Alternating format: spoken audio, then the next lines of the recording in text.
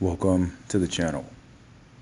In this video, I've finally gotten all the pieces that I need for the Atlas build.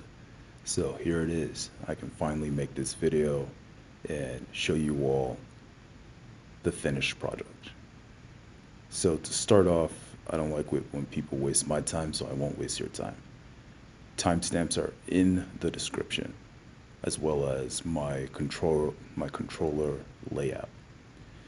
There was some issue with some people trying to use my controller layout and it wasn't on Steam, but it is published on Steam as the New World Atlas. So in terms of the video breakdown, I will first be talking about the Atlas build as a whole, what the build is about for those of you who are new.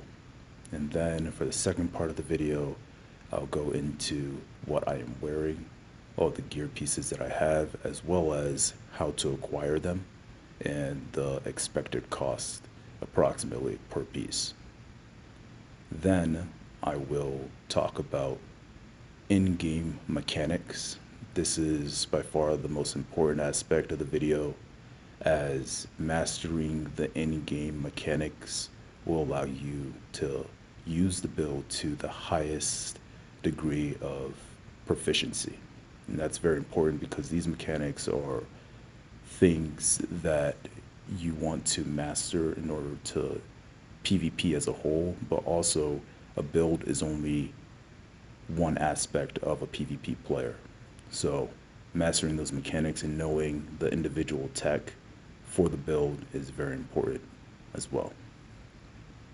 Then to final off, I will be going into some of my gameplay and talking about my gameplay and analyzing those clips and showing you all those mechanics in game and showing you all those mechanics as it pertains to actual combat.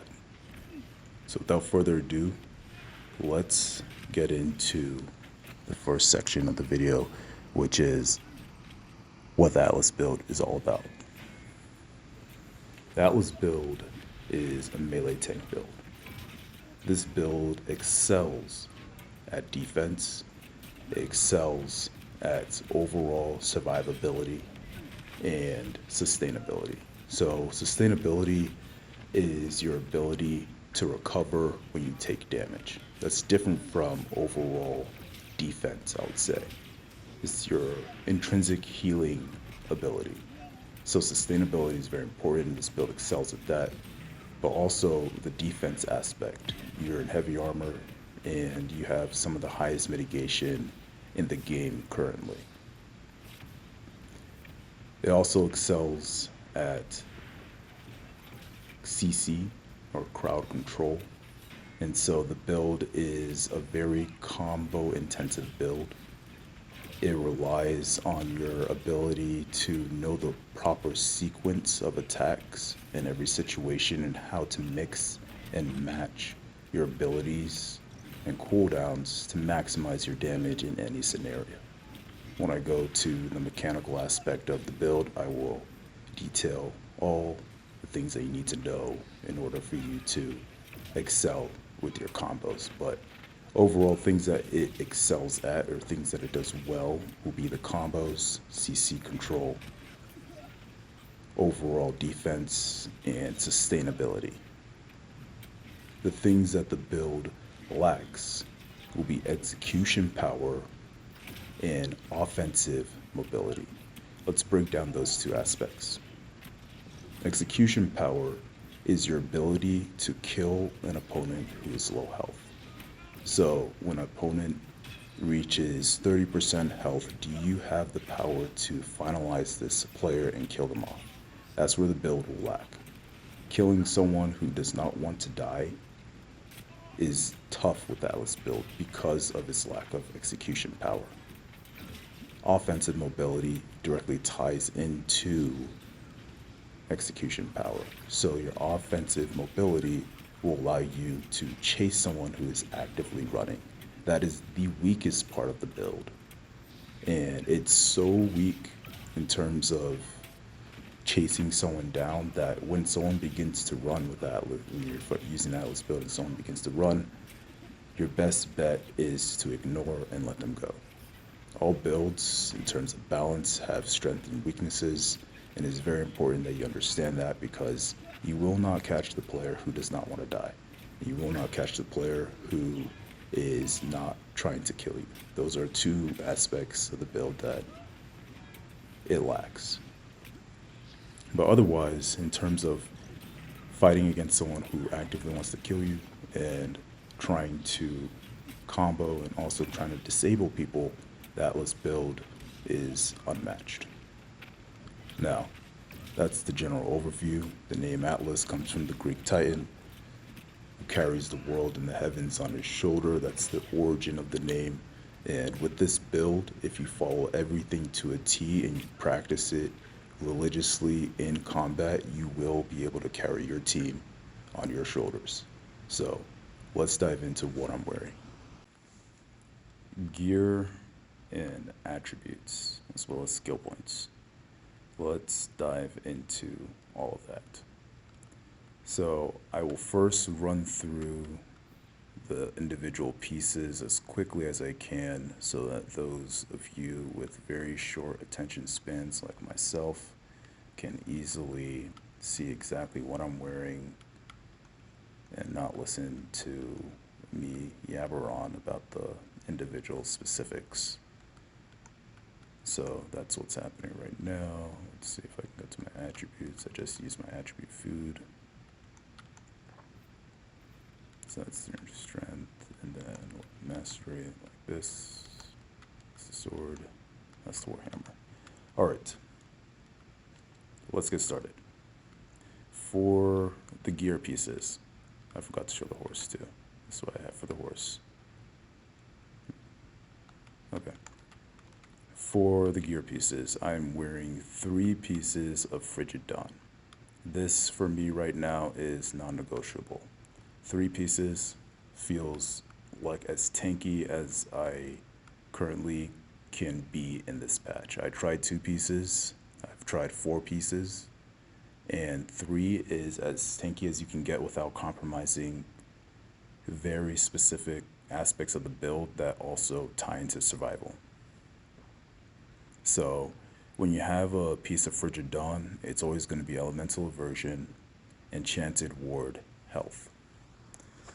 For those of you who are new, I'll just briefly go over damage absorption and base damage and fortify, as that is a concept that is not really explained very well in the game. So you have 3 main aspects of damage mitigation in the game. It's going to be your armor, and it's going to be overall base damage absorption, just like raw absorption. If you get hit for 10 damage and you have 20% mitigation, you're going to be hit for 8 damage. It's just like flat out, no matter what, it's just going to reduce that damage that you're taking.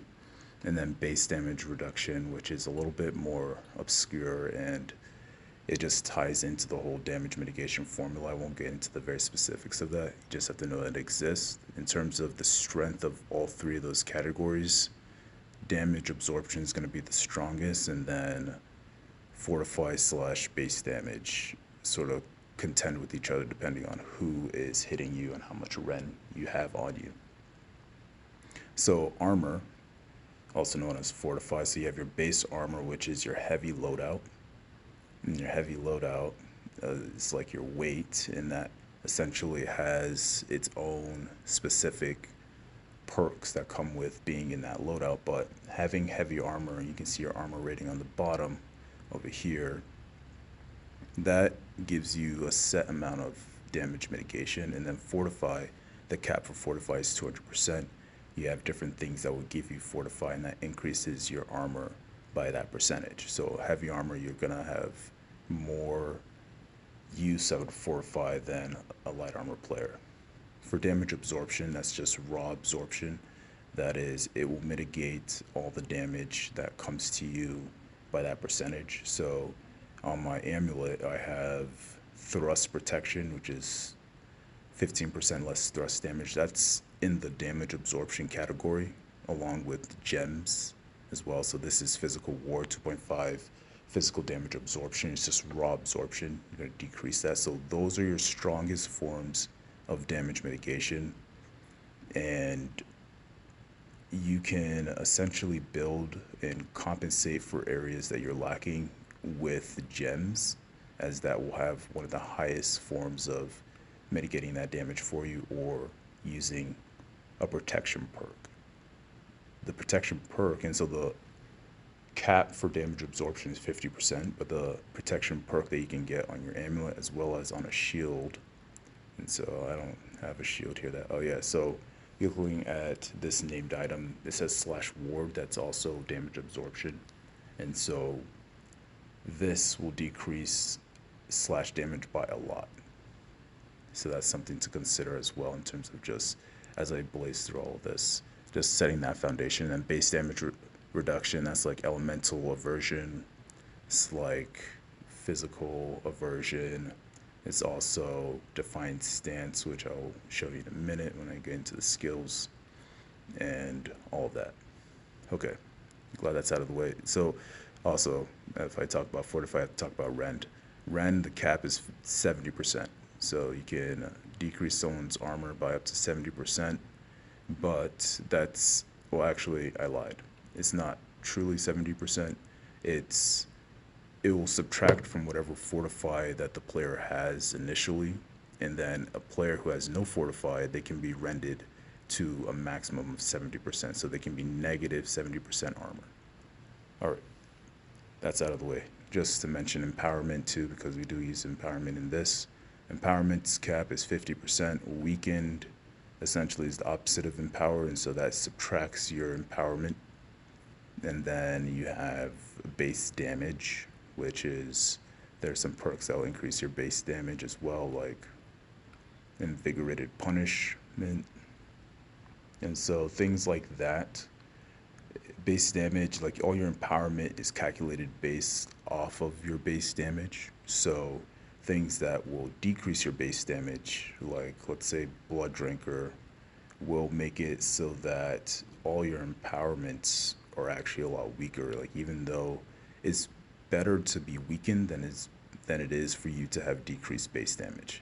Let's put it that way, because you can get over the weakened empower cap with more empowerment, but when someone hits you with something with base damage reduction, then no matter how much empowerment you have, if you're at 50%, you're not going to hit as hard as if you didn't have those weakened. So being in heavy armor right now will mean that you have negative 15% base damage, which means that you're not going to hit as hard as someone who's in medium armor or light armor.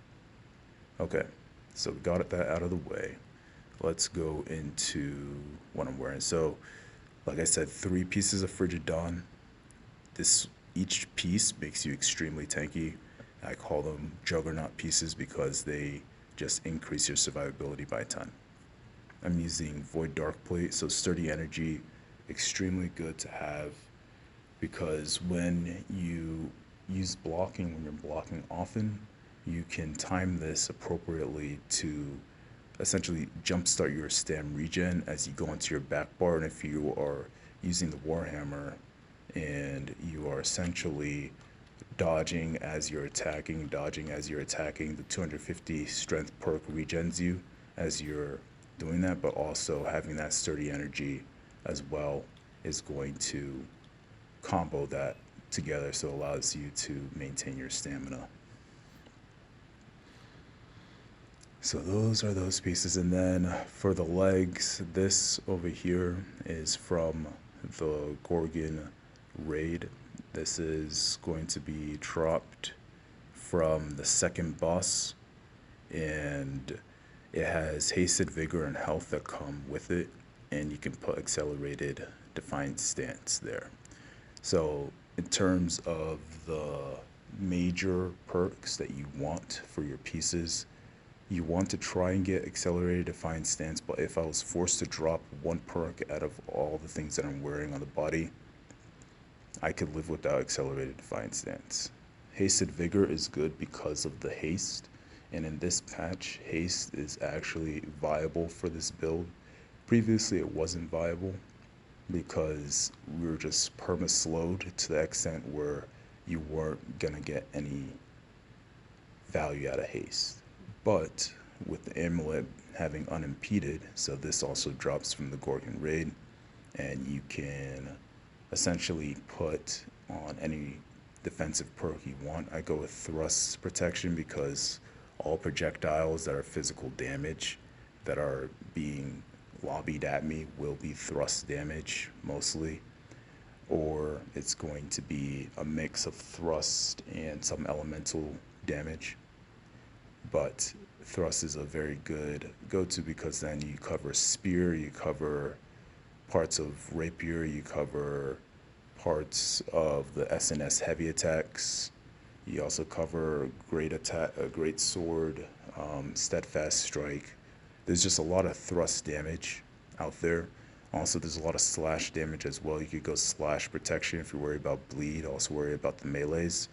But melee, in terms of slash damage, I don't build for that because slash isn't really that much of a threat to me when I am in close combat because you can block and you don't have to worry about closing distance. So that's a big thing with the build in terms of why I'm building this way and why I'm building with elemental aversion and stuff, because you realize that you take the most damage when you're trying to close the distance, and this is a full melee build, so I have no way of damaging someone if I'm not in melee range. So you will need to close the distance, and that's when you do take damage. So if I'm fighting a great axe or great sword user or SNS user, they're melee just like me, and they will have to meet me halfway or come to me, and I can block and CC time it and go from there. What else? So that's where you get this from Gorgon, also from Gorgon. And then these Frigid Dawn, what you want to do for these pieces is spam whatever mutation is easiest for you. M2, get those dense materia, and then just craft it in the kiln. And you can craft this easy with however many dense materia you need. Just spam those dense materia from the dungeons, and it will drop depending on how well you do, like 100 something plus, and then you can craft these. You don't need to farm Tarn if you don't want to. In terms of upgrading it, it's going to be 3 chromatic seals. If you do the raid, you get 3 of those chromatic seals at once, and that's like 1 piece, so you get a free piece per week. And then you can also buy those for about 15k in terms of just the cost of the chromatic seals. And then the armor matrix will be about 10k, so you're looking at 25,000 per piece if you're not doing the raid, about 10k per piece if you're doing the raid. And then this piece, once again, it'll be equivocal to doing one of these, so either 20, well, actually you have to do the raid, so 10k to get this piece like that. All right, in terms of the shield, this was a expensive craft, but you don't need to do what I did. You could just do the sandworm, and if you do the sandworm twice, so if you do it once per week, you can get some of this sandworm materia, and then you can craft this same exact tower shield as fortifying shield rush sturdy as the 2 locked in perks, and you put sturdy fortification. These are all mandatory perks for the build. Fortifying shield rush because this fortifies has 36%, but it stacks up to 3 times. So if you hit 3 people at once, realistically, you'd be looking at about like 2 people that you're gonna smack with this, and that just leaves you with that much armor, a lot of armor to go forward with. For the sword, we are going with Tret and Rend, refreshing move, and then sure footing. You could do a perfect craft and do Tret and Rend, sure footing, and keen speed. So keen speed, I realize this patch now with haste being a lot more viable, keen speed is actually pretty good, and it allows you to essentially get out of very sticky situations. So this unimpeded is going to decrease the amount of slows that you have on you and make it so that it's hard to slow you down. It's not going to speed you up, but it's going to make it so it's hard to slow you down. And at baseline, this comboed with this, this gives you the 10% haste, which is essentially almost always active. That's going to allow you to maintain a decent speed. You're not going to be fast, but you're not going to be slow to the point where you can't get out of the way. With keen speed, if you're able to start fighting and you're in the middle of combat and you realize that there are a lot of people around or you need to reposition, you have that ability to get out of there and you are fast with keen speed. Also, popping Defiant Stance as well. There are the Sandworm boots that you can wear that have keen speed here. I contemplated it, but I was trying to figure out a way to incorporate it without compromising a lot of the defense. It has freedom on it and keen speed, but freedom is sort of a wasted perk this patch, just given the fact, well, actually for this build, essentially, because CC is not really an issue for us, at least getting trapped and comboed with CC. There's not a single CC combination that a player can do to this build to kill you in one shot. If they can't kill you in one shot, then you can always heal up and regroup and reposition and get back into the fight. So it's just not really needed in the build, especially with heavy armor giving you that passive crowd control duration decrease. Then you have Trsna. Trsna is more complicated of a weapon that I do need to talk about in terms of how to maximize it. You want to put Sundering Clear Out, but just in terms of the tech for this weapon, when they're knocked down, so do I talk about this now or later? Let's just go very briefly about it. I might revisit it a little bit later, but when you knock someone down, let's say you use Clear Out and you knock someone down, you get that free heavy attack in terms of the maximum damage that you can get off. When they're knocked down, however, Trsna does proc and heal any sort of damage over time that is ticking on them. So having any sort of Runeglass gem to tick for that 8% damage, that's gonna essentially tick on them. If you have Keenly Jagged, and I was testing this with Keenly Jagged on the sword, I don't think I even have it with me, but I was testing with Keenly Jagged over there, and if you bar swap back to the Warhammer and that Keenly Jagged from, like, let's say an SNS is procced and ticking, that's gonna also tick and heal you for like about 100 or 100 plus. The Runeglass is healing you for like 100 plus with the life steal and stuff, almost like 200. So that's like an extra 300 health anytime they're knocked down, essentially. Anytime you knock them down with Wrecking Ball or anytime you knock them down with Clear Out, and it's pretty sizable. That changes a lot when you're fighting a lot of people. But you want to put Sundering Clear Out over here. You could go with Attunement, or you could go with Keenly Jagged, and those will all work. If you do go with something that's not Clear Out, do something with a dot so that you get that extra tick for the heal. But this gives you a lot of healing, because on Clear Out you get a free heavy attack, and on Wrecking Ball you also get a heavy attack, but they're in the animation to stand up, so you don't get that Trenton recovery and Trsna heal. If you want to get the Trsna heal with the Wrecking Ball, you have to transition to a light attack. So if I'm hitting two people at once and I hit both of them with the Wrecking Ball, even though it's more individual damage to go with a medium heavy attack, you can do a light attack on both of them as they're knocked down and get that huge AoE heal. And so all the clips I'll show you actually don't have this life steal perk unlocked. I just did the Sandworm not too long ago. That unlocked it, and you'll see that you still have a ton of healing power even without that life steal perk unlocked.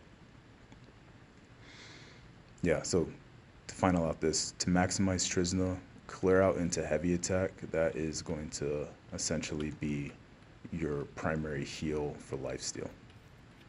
We're going with Stone Form, always have, always will, and we talked about this to the greatest extent.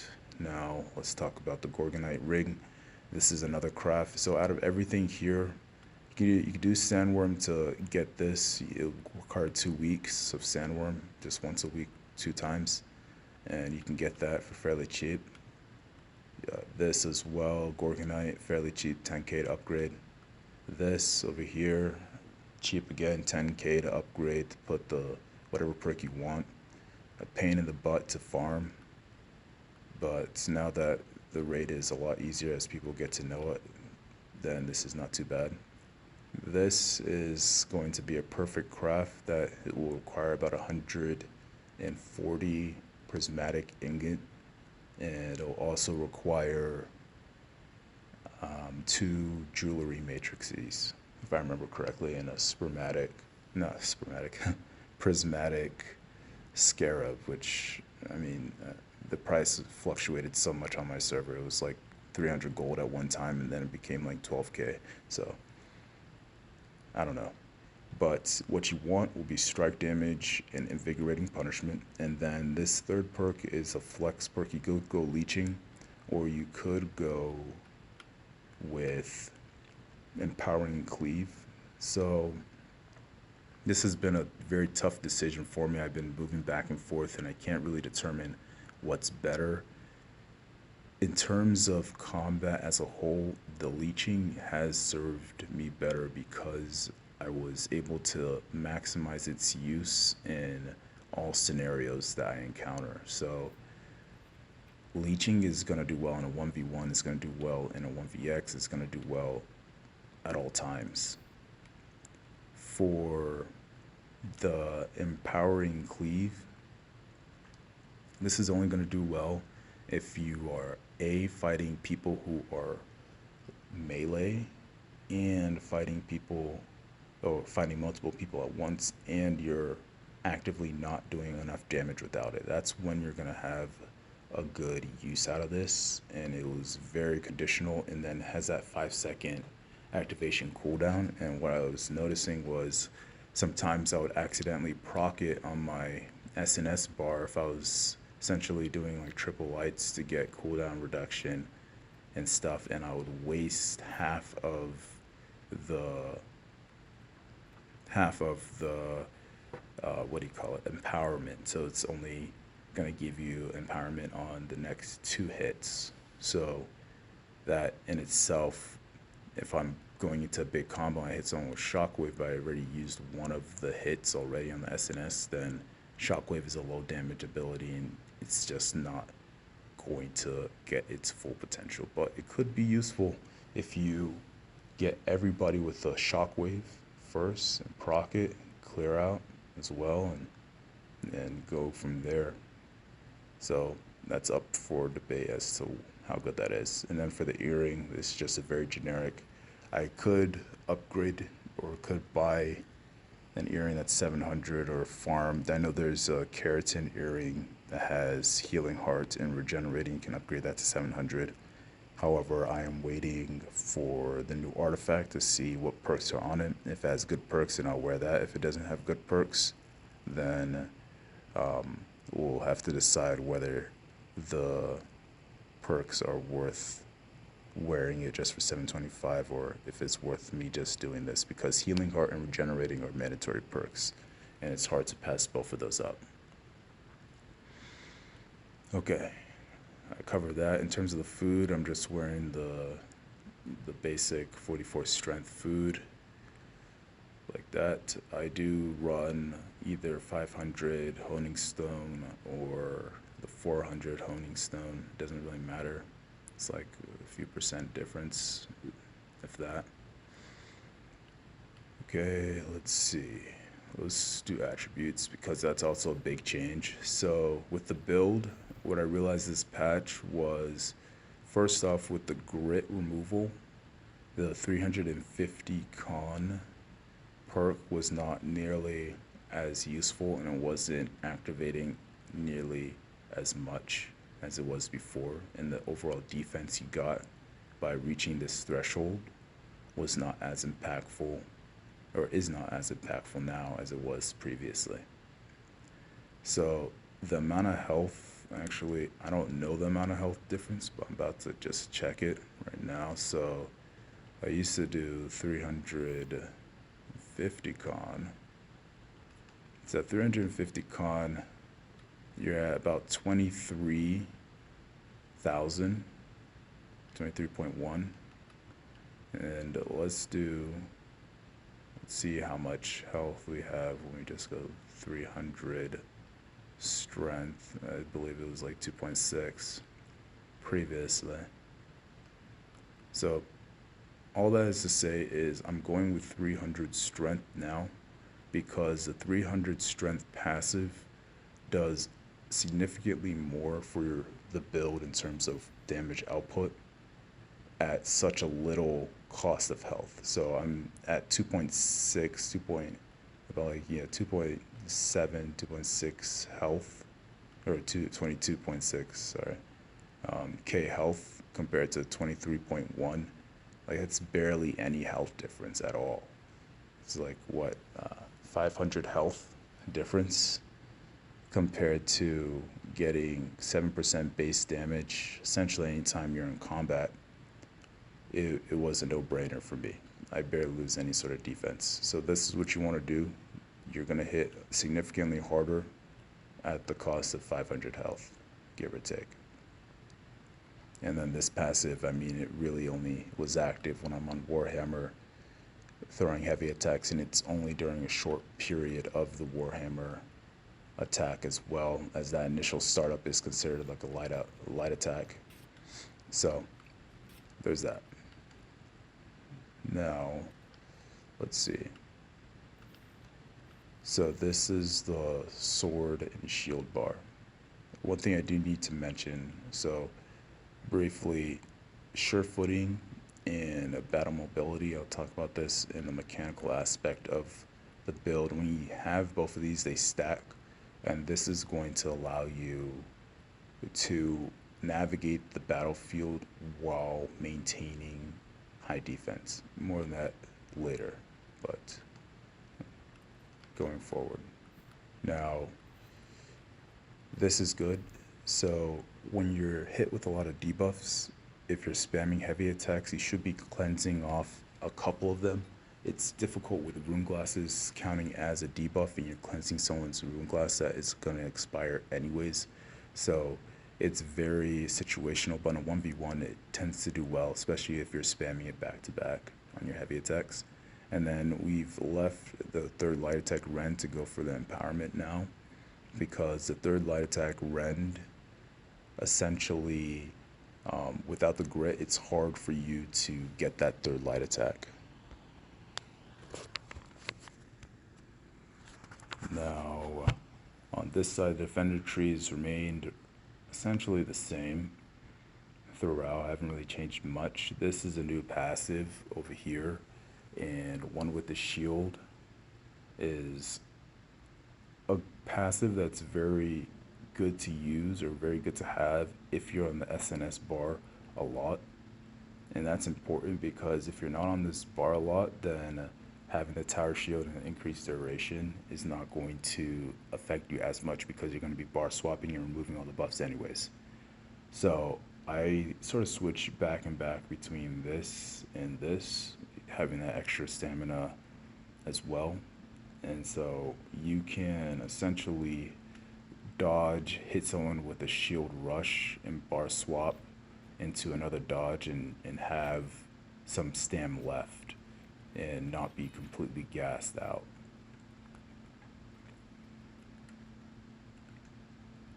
Okay, so that's with the sword and shield. For the Warhammer, this essentially has changed a bit. We used to go with armor breaker, and armor breaker was good until we got our beloved combo back. So I'll show you all the full Atlas combo, maximum damage combo, as well as different iterations and different combinations and stuff when I get into the mechanics. I'm looking at the time right now. This video is very long, so I might have to do a part 2 for this, because I spent a lot of time talking about fortify and the rest when I shouldn't have done that. But Yeah, I might have to break this up into two so it's not like 2 hours and someone's not stuck listening to me talk for 2 hours with no break. This is the Warhammer bar. Everything pretty much is self-explanatory. You want this exhaust because this essentially will allow you to continue to combo people. The trick to comboing anybody is stamina. It's not health, it's not getting it's stamina. When they're out of stam, it's a clean shot for the Warhammer. Being out of stam against the Warhammer is a death sentence at that standpoint. So this is big because they're going to be dodging a lot, and the goal is to dodge or get them to dodge as much as you can with the sword and shield bar, because those are fast attacks, and people who don't block end up just taking those little damage spikes and they end up dodging a low damage attack. So if you're one of those using light armor, block the SNS lights, dodge the heavies. Okay, so yep, and everything else pretty much self-explanatory. This is an example of increase in base damage. So if I'm already empowered and I'm trading with someone, I'm increasing my base damage by 35%. Same thing with damage reduction. This Defender's Resolve is a base damage reduction. And this over here, Defensive Formation, is a damage absorption. This over here is going to be damage absorption as well. Oh, sorry, base damage as well. Let's see. And that ties it in for the actual things that I'm wearing with the Atlas build. Okay, let's talk about combat mechanics. This is the most important aspect of fighting as a tank player and using the Warhammer and the Sword and Shield. Both are very easy weapons to pick up. The Sword and Shield is more versatile than the Warhammer. The Sword and Shield excels at both damage and offense. For the Atlas build, we primarily use the Sword and Shield for its defensive capabilities.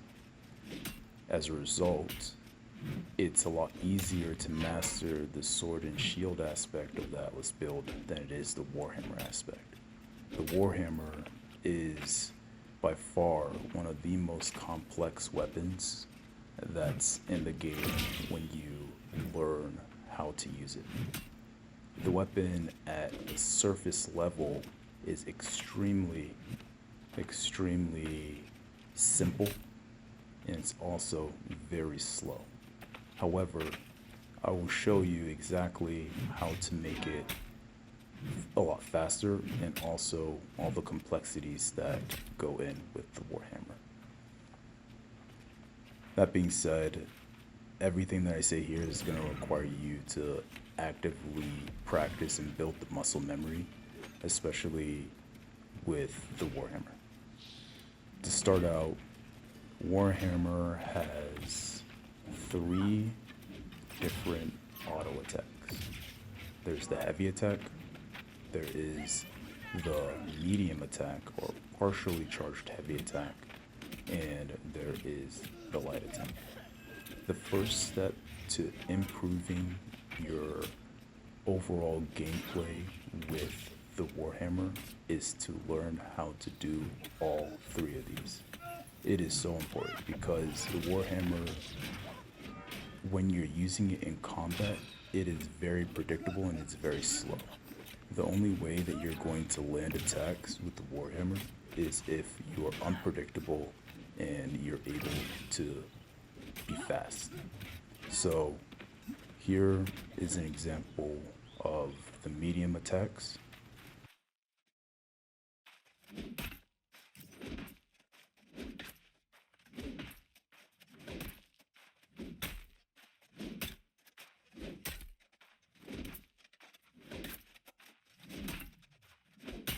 Here is an example of fully charged heavy attacks. And you can compare the speed difference between these. Now, where does this fall into? So the medium attacks, they're special.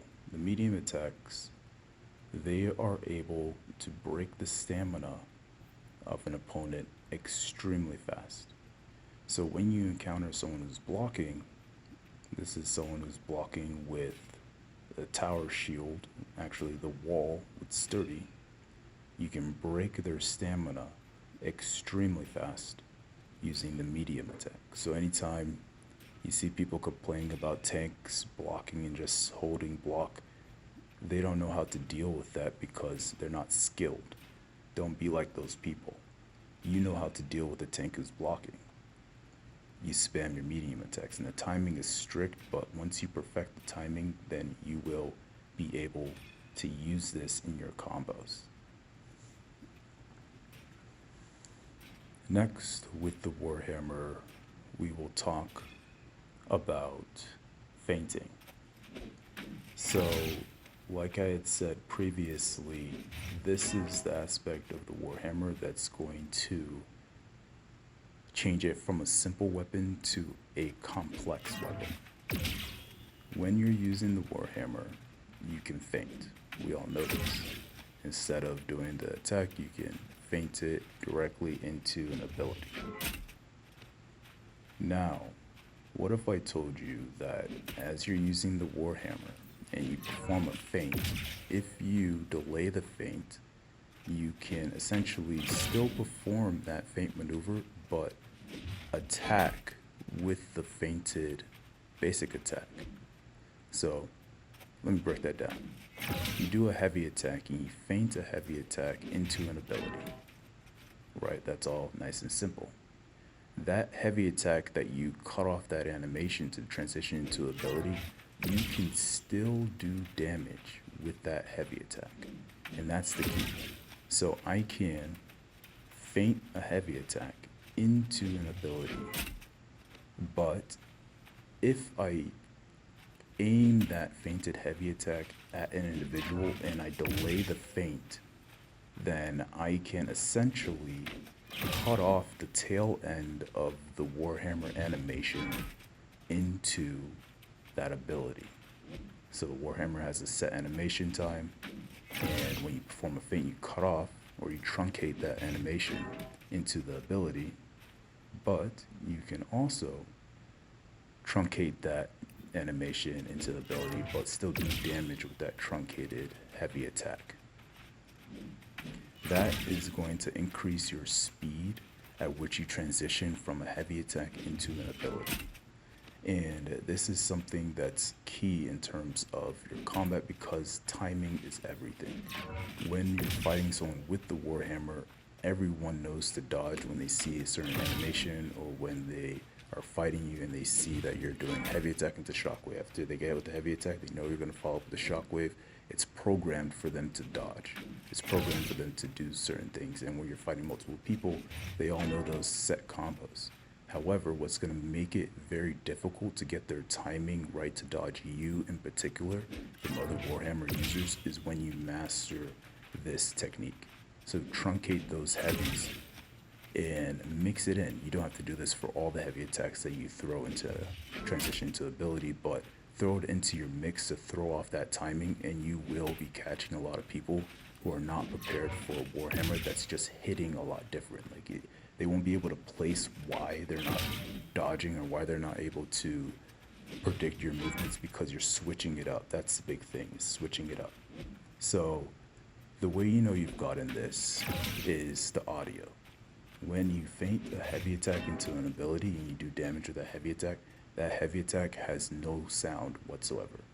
So I'm going to actually not say anything anymore and just let you watch the clips of the feinted heavy attacks with animation canceled heavy attack transition to an ability, and let you essentially listen for that, and you won't hear the heavy attack at all, and compare that to the version where essentially I'm just doing the full heavy attack animation into the ability.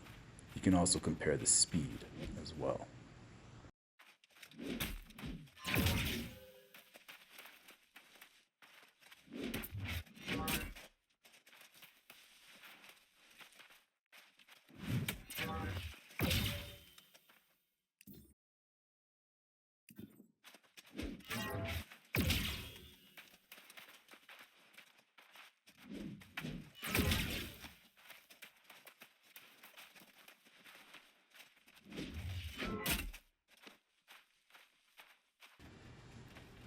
Let's talk about combos. For the Atlas build, it is a combo intensive build, and mastering the combos is extremely important as that is where majority of your damage will come from. From a bird's eye view, anytime you're doing a CC chain, you don't want to chain the staggers together, so you don't want to do a stagger into a stagger, and you don't want to do a stun into a stun. A stagger into a stagger will allow opponent to get a free dodge roll afterwards that costs no stamina. A stun into a stun will essentially have diminishing returns and allow the opponent to break free out of the stun duration. So an ideal setup would be to chain stagger into stun, into stun, etc. You want to always finish off your combo with an ability that allows you to get the most amount of damage, preferably a heavy attack when possible, and also preferably leaving you in a situation in which you're not taking any guaranteed damage. So the max damage combo for that Atlas build is Shield Rush to Shield Bash to Wrecking Ball to Shockwave to Clear Out to a medium charge heavy attack. Alternatively, you can do Shield Rush into Shield Bash into Clear Out to Shockwave to Wrecking Ball into medium attack, but the animation after the Wrecking Ball will leave you open to damage as they can CC you during the recovery frames of that heavy attack. You can do a light attack instead and be safe during that period, but you won't get that much damage. That's why I rank it below the initial combo I started out with. When an opponent is out of stamina, you can do 2 staggers back to back. So you can do either Clear Out or Wrecking Ball and chain into the other one and still get a shockwave that they won't be able to dodge out of, and follow up with a basic attack, heavy or light. Let's talk about Trsna now. Trsna is special in the fact that it gives you 25% lifesteal on knockdown opponents.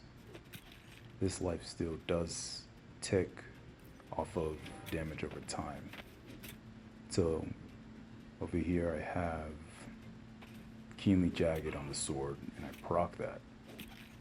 When I do the Clear Out into a medium attack, then I am able to get healed for the Rune Glass Gem and the Keenly Jagged. Off of a Clear Out, you do get the medium attack, and off of a Wrecking Ball, you do get a medium attack as well. But depending on the circumstance, Wrecking Ball is not safe to follow up with a medium attack as you are open to damage, as we discussed earlier. So that's the max damage punish off of those 2 attacks. On Shockwave, it's either a heavy attack or a light, depending on how much freedom they have, or you might not get anything at all. And on Shield Bash, no matter how much freedom that they have, you can still get a light attack, unless they're rocking full freedom with the artifacts and they're fully heavy armor. Then you won't be able to get any damage. Alright, let's dive into the gameplay analysis. A general overview in terms of the key concepts. If you want people to attack you, and you want people to try and kill you, then the best way to do it is health manipulation. Let your health drop low, give them that sense of, hey, we can kill this person, we can kill them, and they will follow and they will try and kill you. Afterwards, or if that doesn't work, the best thing you can do is to backcap, so destroy their structures, start taking their outposts, etc. You want to have damage, and you want to have some form of combat expertise, because if they leave someone on the outpost to babysit you so you can't cap it, you have to be able to 1v1 them off, or at least keep them off of the circle so you can start capping it. That's the general concept. And if they have to dedicate 2 people over to you to hold you down, at least you're taking 2 people away from the enemy, or away from their enemy army. So over here, I broke down their wall. They're sensing people to come get rid of me. I'm using the sure footing and battle mobility to back walk over there and maintain my defense as I'm going. And when I fall down here, I know people are instantly going to fall down and try and follow, and that's when you can get some good CC combos. So instantly killed that one dude, super squishy. This guy missed his gravity well, and I'm slowly moving back over to this line so I can get people who are chasing me with a big melee combo, like so. So killed that other dude too, and this fire staff guy is putting in a lot of damage. Able to get him with the CC, and I do a fully charged heavy attack, get a lot of healing from that and chunk out his health, but I'm getting blasted in the back by this melee dude. So we got the wrecking ball over there, but couldn't follow up just given the amount of heat and pressure that we're taking. So once again, sword and shield bar, battle mobility, you want to be moving, and you want to block when they're doing big attacks and wasting their cooldowns. You also want to do heavy attacks as well to purify things off of you. So this Tyler guy is not coming in to the melee range. He tried to get a riposte. I instantly proc it and dodge it, and then I try and chase him down because he's the one doing the most amount of damage. These other 2 people, they're melee, which means that I can handle them a little bit later, but if they get reckless, I'm going to switch targets and try and kill them. So he's playing at a good spot and a good distance. He's going to proc that riposte, and I instantly just hit it with the shield rush into bar swap, into dodge, and I'm able to get him with a good combo and take him out. It's all about the combos and knowing the combo sequence. This guy's low health and he's trying to get away, so I'm able to get some SNS light attacks to butter him down, and I start chasing him, but he has that hatchet which will allow him to slowly walk out of my vicinity, and that's how I'm still not able to catch him, by slowly get that medium attack and get him with a big hit. This other dude tried to pop his potion, but we just comboed him right out. Good game, good night.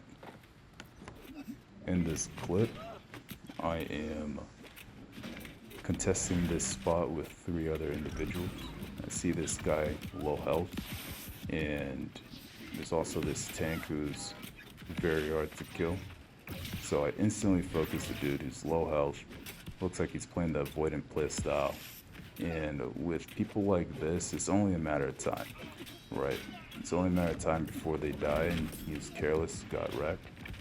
Next is to try and figure out how to kill these 2 people. So this tank guy, I know he's going to be a difficult one to take down. So I'm going to focus other people that I can clear out easy, and if it's just a 1v1, eventually I'll be able to at least bully him off the point so I can take the point.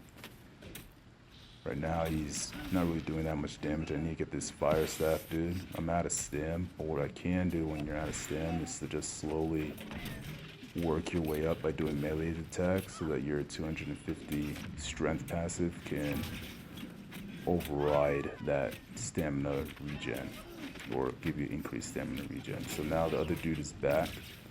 He quickly learns that he can't compete in the melee with me, so he's running around, and you're gonna find people who try and, once again, kite you over, and when they're focused purely on kiting, it is difficult to take them down. But what helps you get these people is having this outpost that you are trying to take or trying to protect, because then they have to kite you within the confines of this circle, which eventually, if there's not someone else over there trying to babysit, you can get.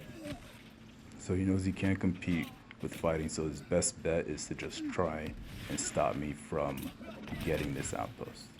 The tank player quickly stops too. He's like, all right, we're done. And he's out of stamina. Out of stam is a death sentence for fighting against the Warhammer. but then I'm CC'd and sort of locked in with these other teammates helping, so I couldn't capitalize on that stand. But I see that he's playing a little bit more reckless now, and he gets out of stamina again, and I know that I can get him with a good combo, and he can't do anything about it, so quickly died right over there. So now we're back to tanking this other dude again, and so right now I'm just going in with the Warhammer, and he's out of stam. There's nothing he can do about this combo that I'm about to hit him with, and it is a good game. Good night for him. GG. In this clip, I'm fighting two melee combatants. They had chased me for a little bit to follow me back to this corner, but they're actually pretty skilled fighters. I had seen them both combo three of my teammates a little bit earlier on. They were a duo, so I knew this was going to be a good 1v2 that would push me to my limits. As you can see, my health is pretty low. One of them is more defensive, the other one's more offensive, and they really combo each other pretty well. With those big heavy attacks, it takes a lot on my stam. I'm able to get a good combo on this dude, and that over there was the animation canceled Warhammer transition to shockwave. So even though it didn't catch the guy coming in, it was a faster transition than a normal Warhammer heavy attack into a shockwave. That's what it looks like in actual combat. I do it sparingly because I don't want them to get the full timing of that down, just in case I need that extra millisecond or so to throw them off for a more definitive kill. As you can see, I'm taking a lot of heat, and this is where the terrain comes in handy. So when they drop down, I can easily separate both of them and get out of that vortex of a melee that they were keeping me stuck in. So I got that guy, killed him over, and now it's just a defensive S&S greatsword combo, which isn't too bad to deal with. You can trade with them if they're having to find stance up for too long and they're healing up and you're not able to squeeze in any CC. What you can do is to kite them out of that and see if you can use sure footing to get behind them and slowly backstab them and purify the bleed dot off of you. I didn't need to do that with this dude. He's pretty offensive with his attacks, and he's trying to keep his bleeds on me with weakens as well, but I can just tank all that damage and get him with a good setup and heal for a lot with Trsna going on and having all that life steal. So I'm very determined to try and kill this guy before we lose this match, and I'm able to slowly butter him up. He does waste his stam with dodging, and that's why he was able to die very easily. Okay, I'll analyze one more clip, and then we'll call it a wrap for this video. We have many more 1vx's to upload, but this is just to talk over some of my most recent ones and go over that. So, in this open world fight, I just joined this server literally like a day or so ago. This is my first open world experience, just showing them that a tank is back on the server. I see about like 3 people. One of them just left instantly. I don't blame him. And now it's a 1v2. And this guy that I'm fighting, he has a lot of defense, but he does get careless with his stamina. He has a lot of armor penetration as well, but overall that's not going to save him if he's not careful with the way that he's acting. So my job is to stay alive as I'm getting lit up in the back by the fire staff and to get him down. If I chase the fire staff individual, I can probably kill him, but this dude, if he gets backstabs off of me and gets good combos, he could actually get a lot of damage. And so I do a very risky maneuver. I see that he's low health, and I go in for that combo, and I just barely survived it. Barely survived. And I'm low health, no stam, nothing. And the reason I'm able to survive this over here is because I have this line of sight with these trees. So I was able to position them in such a way and zigzag through those trees and get them out of there. So he's out of stam, quickly got him with the combo, and it's really the stamina. When they don't have the stamina, they can't dodge, they can't combo, you know exactly what attacks are gonna land, and excuse me, and you're just able to essentially kill them off.